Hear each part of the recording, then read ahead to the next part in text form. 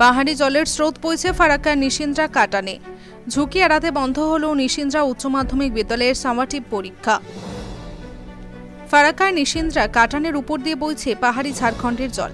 এর ফলে বিপজ্জনক পরিস্থিতি তৈরি হওয়ায় পঞ্চম শ্রেণী থেকে দ্বাদশ শ্রেণী পর্যন্ত দ্বিতীয় সামারটিভ পরীক্ষা স্থগিত করল নিশিন্দ্রা উচ্চ মাধ্যমিক বিদ্যালয় কর্তৃপক্ষ। বিদ্যালয় সূত্রে জানা গেছে, গতকাল থেকে পাহাড়ি জল বইতে শুরু করেছে।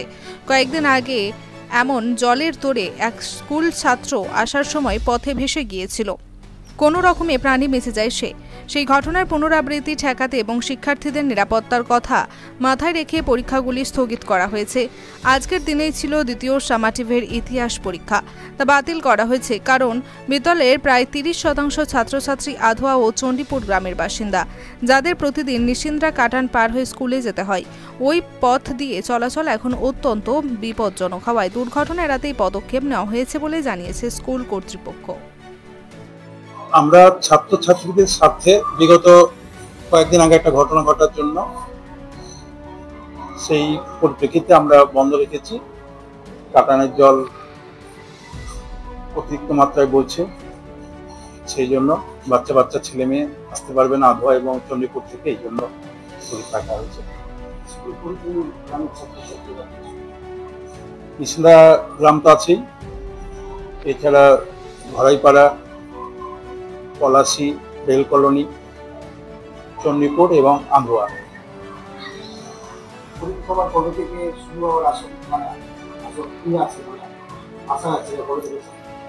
আমরা তো আপাতত 2 দিন স্থগিত রেখেছি, আজ এবং কাল 5 এবং 6।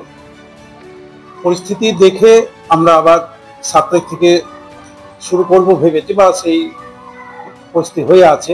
যদি সম্ভব না হয় তাহলে আবার স্থগিত রাখতে হবে এবং আমাদের গ্রুপে আমরা জানাচ্ছি, আমরা নোটিশ দিয়েও জানাচ্ছি, গার্জেনরা আমাদেরকে ফোন করছে, তাদেরকেও জানিয়ে দিচ্ছি আমরা ফোনের মাধ্যমে। পরীক্ষা কাল থেকে শুরু, গতকাল 4 তারিখ। আজকে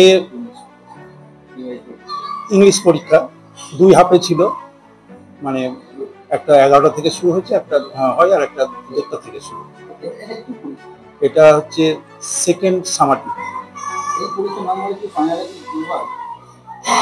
5 to 9 পরীক্ষা হচ্ছে। ফাইনাল তো 9 এর হবেই, সব ক্লাসেরই ফাইনাল। যেহেতু 5 to 8 পাস ফেল নেই, সে আলাদা কথা, কিন্তু আমরা ফাইনাল তো যেভাবেই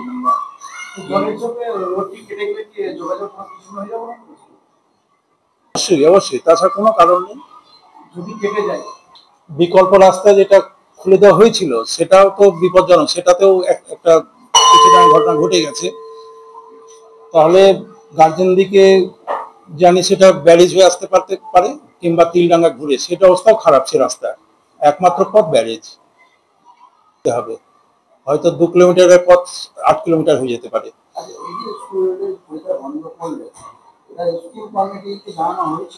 স্কুল কর্তৃপক্ষ ডিসিশন নিয়েছে, এটা স্কুল কর্তৃপক্ষ, আমরা যেটা বলছি একাডেমিক স্কুল কর্তৃপক্ষ। আমার নাম জীবন কৃষ্ণ বিশ্বাস,